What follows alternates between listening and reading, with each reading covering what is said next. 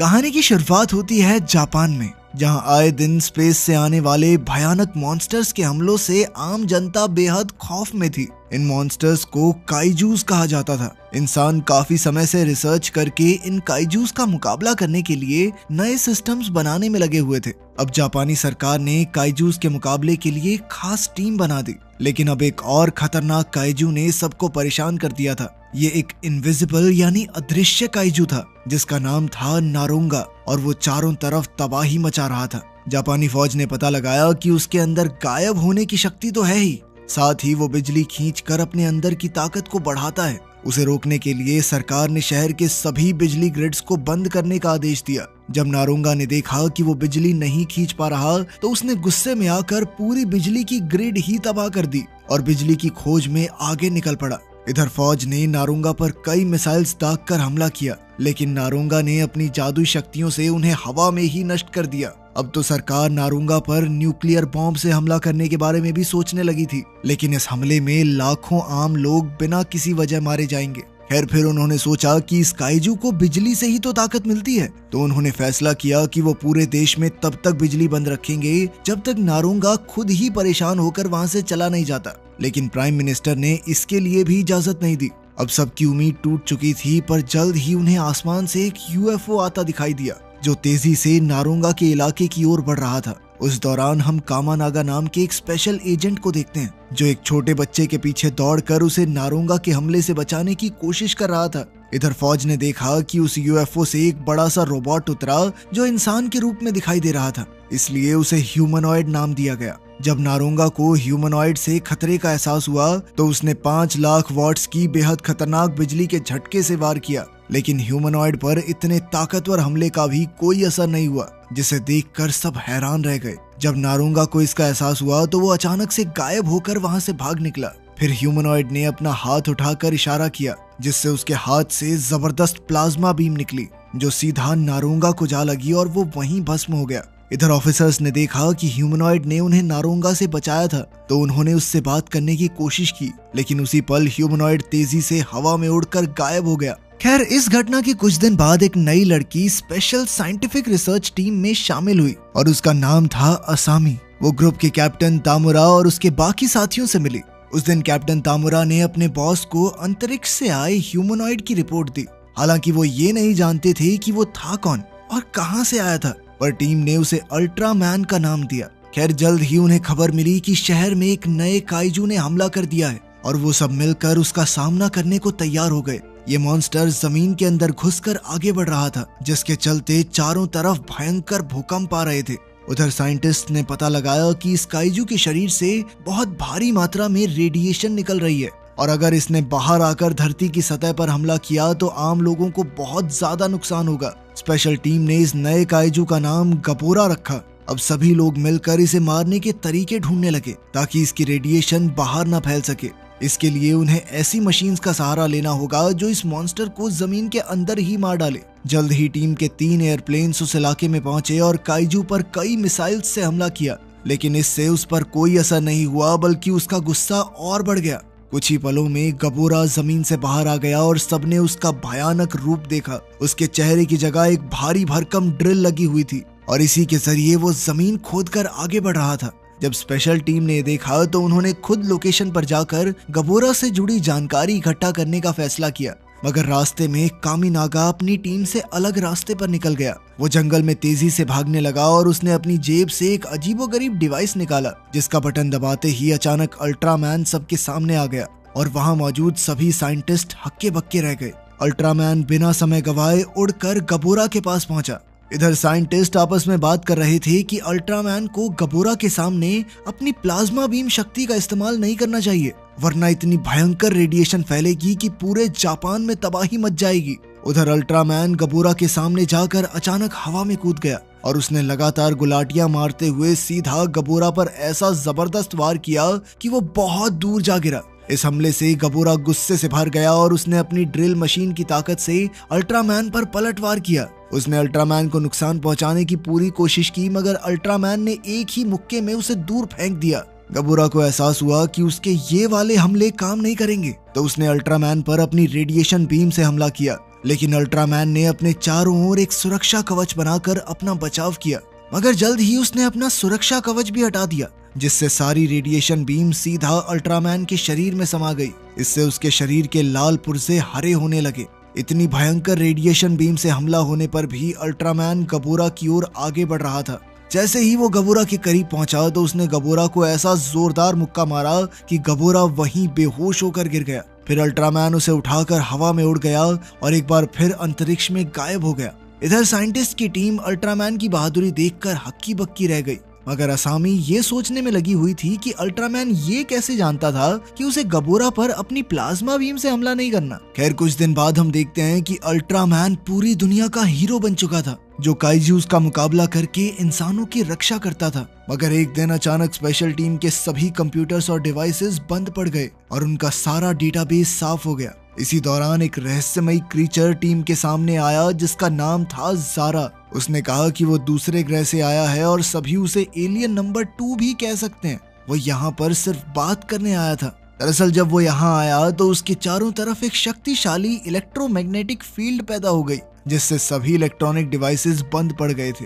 खैर, अब उसने अपने दिमाग की शक्ति से सभी कंप्यूटर्स और डिवाइसेस को फिर से चालू कर दिया। अब ज़ारा ने कहा कि वो प्राइम मिनिस्टर से मिलकर इंसानों और एलियंस के रिश्ते और भविष्य के बारे में बात करना चाहता है। समय के साथ साथ ज़ारा ने लोगों का भरोसा जीत लिया, लेकिन स्पेशल एजेंट्स को लगता था कि अगर लड़ाई हुई तो ज़ारा उनके लिए खतरा बन सकता है। असल में वो अपनी ताकत की मदद से किसी भी सरकार का डेटाबेस चुरा सकता था, यानी वो देश की खुफिया जानकारी उनके दुश्मनों को बेच सकता है। वहीं दूसरी ओर हम कामिनागा को देखते हैं, जो एक गाड़ी में अपने किसी पार्टनर से यही बात कह रहा था। उसने कहा कि ज़ारा लोगों को बेवकूफ बनाने के लिए उनका साथी होने का नाटक कर रहा है। पर बाद में जब कामिनागा गाड़ी में अकेला था तो अचानक ज़ारा वहां उसके सामने आ गया। उसने अपना खतरनाक प्लान बताते हुए कहा कि इंसानों का खत्म होना बेहद जरूरी है, क्योंकि वो बाकी सभी प्रजातियों के लिए खतरा बन सकते हैं। ज़ारा ने कहा कि इंसानों पर भरोसा नहीं किया जा सकता, वो आपस में ही लड़ते रहते हैं और साथ ही वो अपनी आबादी भी लगातार बढ़ाए जा रहे हैं। ये सुनते ही कामिनागा ने कहा कि वो ज़ारा को ऐसा कुछ भी नहीं करने देगा, लेकिन ज़ारा ने कहा कि अल्ट्रामैन भी उसका कुछ नहीं बिगाड़ सकता। तब ये खुलासा होता है कि ज़ारा जानता था कि कामिनागा ही अल्ट्रामैन बनकर सबकी जान बचा रहा है। अब ज़ारा कामिनागा को बेहोश करके अपने साथ ले गया। इस घटना को 3 दिन बीत चुके थे और सीक्रेट डिपार्टमेंट अभी भी कामिनागा की तलाश कर रहा था। एजेंट्स ने कुछ तस्वीरें और वीडियोस निकाली जिससे कामिनागा का पता लगाया जा सके, मगर इस दौरान उन्हें एक ऐसी वीडियो मिली जिससे सबके होश उड़ गए। इस वीडियो में कामिनागा ने एक डिवाइस का बटन दबाया, जिसके बाद वो अचानक अल्ट्रामैन में बदल गया। ये देखकर सबको पता चला कि कामिनागा ही असली अल्ट्रामैन है। उसी समय खबर आई कि अल्ट्रामैन एक शहर में घुसकर तोड़-फोड़ मचा रहा है। किसी को समझ नहीं आ रहा था कि आखिर वो इस तरह सबको नुकसान क्यों पहुंचा रहा था, जबकि पहले तो उसने ही काइजूस से इंसानों की जान बचाई थी। खैर, अब सरकार का ये मानना था कि अल्ट्रामैन शुरुआत से ही इंसानों का रक्षक नहीं था। असल में सभी मिनिस्टर्स ज़ारा की दी हुई जानकारी पर ही विश्वास करते थे।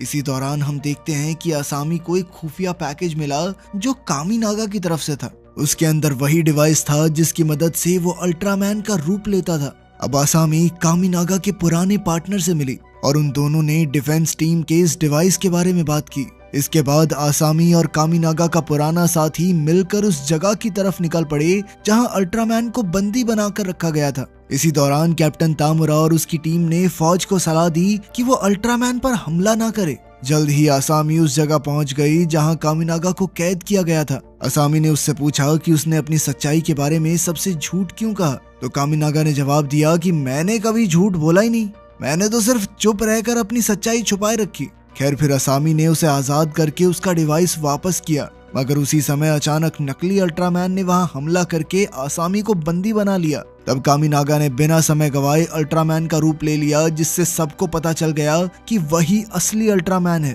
फिर उसने एक जोरदार वार से नकली अल्ट्रामैन को दूर फेंक दिया। इसके बाद उसने आसामी को बचाकर एक सुरक्षित जगह पर रखा। अब नकली और असली अल्ट्रामैन के बीच फिर से जबरदस्त लड़ाई शुरू हो गई। असली अल्ट्रामैन ने अपनी प्लाज्मा बीम से जबरदस्त हमला करके नकली अल्ट्रामैन को हवा में उछाल दिया। अब नकली अल्ट्रामैन अपने असली रूप में आ गया और तब ये खुलासा होता है कि ये कोई और नहीं बल्कि ज़ारा था। अब वो दोनों हवा में उड़कर एक दूसरे पर भयंकर वार कर रहे थे। अल्ट्रामैन ने अपनी शक्तिशाली प्लाज्मा बीम सीधा ज़ारा पर मारी और फिर उस पर एक एनर्जी डिस्क दाग दी, जिससे ज़ारा के शरीर के 2 टुकड़े हो गए और वो वहीं मारा गया। आखिरकार अपनी जीत के बाद अल्ट्रामैन उड़ गया और अब कोई नहीं जानता था कि वो कहाँ गया। खैर अगले दिन जापानी सरकार एजेंट कामिनागा के पीछे पड़ गई थी, क्योंकि अब उसकी असलियत पूरी दुनिया के सामने आ चुकी थी। मगर अल्ट्रामैन और आसामी दोनों ही गायब थे और कोई नहीं जानता था कि वो गए कहाँ। अब कई दिनों से उनकी खोजबीन जारी थी और फिर एक दिन अचानक स्पेशल डिफेंस टीम को खबर मिली कि आसामी को शहर के बीचों बीच देखा गया है। अब पूरी टीम मिलकर उसे बचाने पहुंची, मगर ये क्या, उन दोनों ने देखा कि आसामी 40 फीट लंबी हो चुकी थी। उन्होंने आसामी से बातचीत करने की कोशिश की, मगर जल्द ही उन्हें एहसास हो गया कि वो किसी के वश में है। तभी अचानक आसामी ने एक बिल्डिंग पर मुक्का दे मारा और चारों ओर अफरा तफरी मच गई, क्योंकि सबको लगा कि अभी हमला शुरू होने वाला है। उसी पल आसमान से एक रहस्यमयी आवाज सुनाई थी और उसने सबसे कहा कि अल्ट्रामैन जिस टेक्नोलॉजी का इस्तेमाल करता है वो सिर्फ उसकी नहीं है। फिर जैसे ही आवाज बंद हुई तो आसामी अचानक जमीन पर गिरकर बेहोश हो गई। पुलिस ने पूरा इलाका सील कर दिया और सरकार के अगले आदेश का इंतजार करने लगी। अब स्पेशल एजेंट्स ये पता लगाने की कोशिश कर रहे थे कि आसामी इतनी भारी भरकम हुई कैसे, और साथ ही वो रहस्यमयी आवाज किसकी थी। अब वो सब ये सोच रहे थे कि एजेंट आसामी को वापस पहले जैसा कैसे किया जाए। तभी एक आदमी चुपके से कमरे में घुस आया और सबसे कहा कि उसका नाम मेफिलिस है और वो एलियन नंबर 0 है। उसने दावा किया कि वो अल्ट्रामैन के पीछे धरती पर आया है। मेफिलिस ने बताया कि पहले तुमने जो रहस्यमयी आवाज सुनी थी वो मेरी ही थी। अंत में उसने कहा कि वो इंसानों के साथ अच्छे रिश्ते बनाने की नीयत से आया है। अब वो एलियन सबको उस जगह पर ले गया जहां आसामी अपने बड़े रूप में बेहोश पड़ी थी। अचानक उसने हवा में हाथ घुमाया और आसमान से एक डिवाइस नीचे आ गया। इसका नाम था बेटर बॉक्स। मेफिलिस ने बताया कि अल्ट्रामैन के पास भी ऐसा ही एक बेटर बॉक्स है, पर उसका साइज छोटा है। फिर मेफिलिस ने अपने हाथ से एक बटन दबाया, जिसके बाद आसामी फिर से पहले जैसी हो गई। उस रात मेफिलिस ने जापानी लीडर्स से मीटिंग की और कहा कि वो इंसानों को इस्तेमाल करने के लिए कुछ बेटर बॉक्सेस देना चाहता है, पर इसके बदले में उसने सरकार में एक बड़े पद की मांग की। उसने कहा कि वो इंसानों के किसी कानून में दखल अंदाजी नहीं करेगा, बल्कि वो तो एलियंस और इंसानों के बीच शक्ति और दोस्ती चाहता है। फिर अगले दिन हम देखते हैं कि आसामी बेहद गुस्से में थी, क्योंकि जब वो अपने बड़े रूप में थी तो लोगों ने उसकी काफी गंदी गंदी तस्वीरें लेकर इंटरनेट पर फैला दी। उसने अपने साथियों से कहा कि वो मेफिलिस पर बहुत गुस्सा है, क्योंकि उसने आसामी की इजाजत के बिना उसका रूप बदल दिया था। तभी उसके कंप्यूटर पर एक मैसेज आया और मेफिलिस ने अपने किए के लिए उससे माफी मांगी। फिर उसने अपनी शक्तियों की मदद से इंटरनेट पर मौजूद सारी बेकार फोटोज उड़ा दी। इसके बाद हम देखते हैं कि मेफिलिस कामिनागा से इंसानों के भविष्य के बारे में बात कर रहा था, लेकिन कामिनागा ने कहा कि इंसानों को बेटर बॉक्स देने का फैसला बहुत भारी पड़ सकता है, क्योंकि इससे इंसानों का विकास कम हो जाएगा। पर इसी दौरान कुछ पुलिस वालों ने अल्ट्रामैन और मेफिलिस को इकट्ठे देख लिया, मगर इससे पहले वो कुछ करते मेफिलिस अपनी टेलीपोर्टेशन पावर से अल्ट्रामैन को लेकर गायब हो गया। फिर हम देखते हैं कि वो दोनों एक रेस्टोरेंट में बैठकर बातचीत कर रहे थे। मेफिलिस ने खुलासा किया कि उसने सरकार को बेटर बॉक्स देने की डील कर ली है, ताकि कुछ ही समय में इंसान बायोलॉजिकल वेपन्स बन जाएं और फिर मेफिलिस उन पर काबू कर सके। ये सुनने के बाद कामिनागा ने आसामी को फोन किया और उसे एक सुरक्षित जगह पर मिलने बुलाया। कुछ ही घंटों में पूरी special defence team train station पर इकट्ठा हुई तो कामिनागा ने सबसे माफी मांगी। फिर उसने सबसे मदद मांगी ताकि मेफिलिस को अपने प्लान को अंजाम देने से रोका जा सके। लेकिन फिर कामिनागा कहने लगा कि ये बेटर बॉक्सेस इस दुनिया में नहीं बल्कि अंतरिक्ष के अलग डायमेंशंस में मौजूद हैं। तब उसके साथियों ने कहा कि जो इंसान बेटर बॉक्स का इस्तेमाल कर चुका है उसके जरिए वहां पहुंचा जा सकता है। ऐसा सिर्फ एक ही इंसान था और वो थी आसामी। अब अल्ट्रामैन ने आसामी के करीब जाकर उसे सूंघा और इसके जरिए उस जगह का पता लगाया जहां बेटर बॉक्सेस को रखा गया था। वहीं अगले दिन मेफिलिस ने जापानी सरकार के साथ कॉन्ट्रैक्ट साइन कर लिया। जैसे ही उसका प्लान सफल हुआ तो उसने इंसानों को बेटर बॉक्स देने के लिए निकाला, मगर उसी समय अचानक अल्ट्रामैन ने वहां आकर बेटर बॉक्स उठा लिया और एयरप्लेन में मौजूद अपने साथियों को दे दिया। ये देखकर मेफिलिस ने मिनिस्टर को भरोसा दिलाया कि वो डील पूरी करने के लिए बेटर बॉक्स वापस लाएगा। अब वो अपने असली एलियन रूप में आ गया और फिर अपना डिवाइस एक्टिवेट किया और एक बड़े से मॉन्स्टर में तब्दील हो गया। जल्द ही पास ही के एक इलेक्ट्रिक स्टेशन में अल्ट्रामैन और मेफिलिस के बीच घमासान युद्ध शुरू हो गया। अल्ट्रामैन और मेफिलिस दोनों एक दूसरे पर लगातार वार कर रहे थे। फिर अल्ट्रामैन ने मेफिलिस पर अपनी एनर्जी डिस्क से हमला कर दिया, मगर मेफिलिस पर इसका कोई असर नहीं हुआ। इसके बाद उन दोनों एलियंस ने अपनी प्लाज्मा बीम्स से हमला किया, जिनके आपस में टकराते ही वहां जबरदस्त धमाका हुआ। लेकिन मेफिलिस की प्लाज्मा बीम ज्यादा ताकतवर साबित हुई। उसे लगा कि वो जीतने ही वाला है, इसलिए वो अल्ट्रामैन का खात्मा करने के लिए उसकी ओर बढ़ता जा रहा था। लेकिन जल्द ही उसने देखा कि वहाँ एक और एलियन मौजूद था। उसे देखते ही मेफिलिस ने तुरंत अल्ट्रामैन से हार मान ली। उसने अपना बैटर बॉक्स उठाया और तुरंत धरती से बाहर चला गया। अंत में हम वही जंगल देखते हैं जहां नरूंगा का हमला हुआ था। कामिनागा वहां आया और अपने ही शरीर के पास जा पहुंचा। तब ये खुलासा होता है कि उस दिन कामिनागा उस बच्चे को बचाते हुए मर गया था और तभी से अल्ट्रामैन कामिनागा बनकर इंसानों के बीच रहने लगा। उसका असली नाम था लिपाया। तभी जंगल के पेड़ों के बीच एक और रहस्यमयी एलियन दिखाई दिया।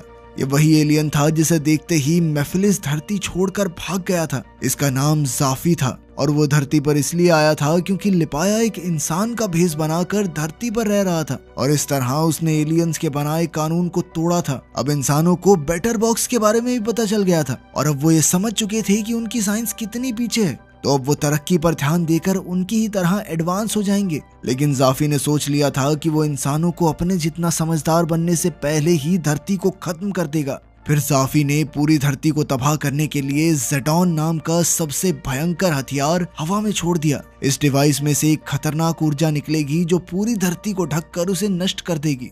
जैसे ही ज़ेडॉन आसमान में पहुंचा तो सभी इंसान उसे देख पा रहे थे, मगर सरकार ने किसी को ये नहीं बताया कि ये है क्या। उधर कामिनागा ने जाफी से कहा कि वो धरती और इंसानों की रक्षा के लिए आखिर तक लड़ेगा। फिर वो तुरंत अपनी स्पेशल टीम के पास पहुंचा और कहा कि ज़ेडॉन इतना ताकतवर हथियार है कि उससे सिर्फ धरती तो क्या पूरी गैलेक्सी तबाह हो सकती है। ये सुनकर उसके साथियों ने कहा कि सिर्फ वो यानी अल्ट्रामैन ही ज़ेडॉन से धरती को बचा सकता है। कामिनागा के कैप्टन और असामी ने उसकी हिम्मत बढ़ाई ताकि वो अपनी जिंदगी के सबसे मुश्किल मिशन पर जा सके। आखिरकार कामिनागा ने अल्ट्रामैन का रूप ले लिया और वो अंतरिक्ष की तरफ निकल पड़ा। जैसे ही वो ज़ेडॉन के करीब पहुंचा तो उसने अपनी पूरी ताकत लगाकर प्लाज्मा बीम से हमला किया, मगर इससे कोई भी फर्क नहीं पड़ा। फिर अल्ट्रामैन ने अपनी एनर्जी डिस्क निकाल कर ज़ेडॉन पर चलाई, पर उससे भी कोई फर्क नहीं पड़ा। अब इन हमलों के बाद ज़ेडॉन का डिफेंस सिस्टम एक्टिवेट हो गया, जिससे उसने अल्ट्रामैन पर भयानक हमले शुरू कर दिए। अल्ट्रामैन इतने खतरनाक वार के सामने नहीं टिक सका और वो जख्मी होकर वापस धरती पर जा गिरा। अब जापानी सरकार को खबर मिली कि अल्ट्रामैन भी ज़ेडॉन को नष्ट नहीं कर पाया, तो सबको लगने लगा कि अब धरती का खात्मा होने ही वाला है। इसी तरह कुछ दिन बीत गए और वहाँ हॉस्पिटल में कामिनागा का इलाज चल रहा था। वहीं आम लोग आराम से जिंदगी जी रहे थे, क्योंकि वो ये नहीं जानते थे कि धरती के आसपास कितना बड़ा खतरा मंडरा रहा है। टीम के बाकी लोग मिलकर ज़ेडॉन को नष्ट करने का तरीका ढूंढने लगे। तभी फुनीबेरी को याद आया कि अंतरिक्ष में जाने से पहले कामिनागा एक फ्लैश ड्राइव छोड़कर गया था। इस ड्राइव में उन दोनों को बेटा पावर और उसके इस्तेमाल के बारे में पूरी जानकारी मिली, तो उन दोनों ने मिलकर बेटा पावर की मदद से ज़ेडॉन में धमाका करने का प्लान बनाया। कुछ समय बाद कामिनागा की आंख खुली तो उसके साथियों ने उसे धरती को बचाने का पूरा प्लान बताया। अब उसके ट्रांसफॉर्मेशन डिवाइस में बेटा पावर आ चुकी थी और उसके जरिए वो दो कॉस्मिक एनर्जीज को आपस में टकरवा कर उनका असर खत्म कर सकते हैं। मगर ये मिशन बहुत जोखिम भरा था, क्योंकि उस धमाके के दौरान ये संभावना थी कि अल्ट्रामैन यूनिवर्स के किसी और डायमेंशन में खो सकता है। खैर, कामिनागा ने इस मिशन को अंजाम देने का फैसला किया और इंसानियत को बचाने के लिए ज़ेडॉन की ओर निकल पड़ा। फिर ज़ेडॉन में धमाका होने से कुछ ही पलों पहले अल्ट्रामैन ने उस पर कॉस्मिक एनर्जी से वार कर दिया, जिससे दोनों कॉस्मिक एनर्जीज आपस में टकरा गई। यह धमाका इतना खतरनाक था कि आपस में टकराने से दोनों एनर्जीज की शक्ति खत्म हो गई। मगर इस जबरदस्त धमाके से अंतरिक्ष में एक ब्लैक होल बन गया और अल्ट्रामैन उसमें गिरकर एक और डायमेंशन में पहुंच गया। इस दुनिया में अल्ट्रामैन ने जाफी से धरती पर अपने अनुभव के बारे में बात की। जाफी इंसानों की सूझबूझ और टेक्नोलॉजी से काफी प्रभावित था और इसलिए आखिरकार उसने धरती को नष्ट ना करने का फैसला किया। अंत में लिपाया ने जाफी से एक आखिरी चीज मांगी।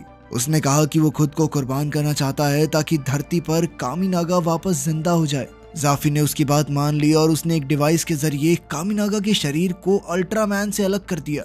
उस दिन धरती पर कामिनागा जाग उठा, जिसे देखकर उसकी टीम बहुत खुश थी, क्योंकि आखिर में उसने धरती को खात्मे से बचा ही लिया। वीडियो पसंद आई तो लाइक कर देना, चैनल को सब्सक्राइब कर लेना। मिलते हैं अगली वीडियो में।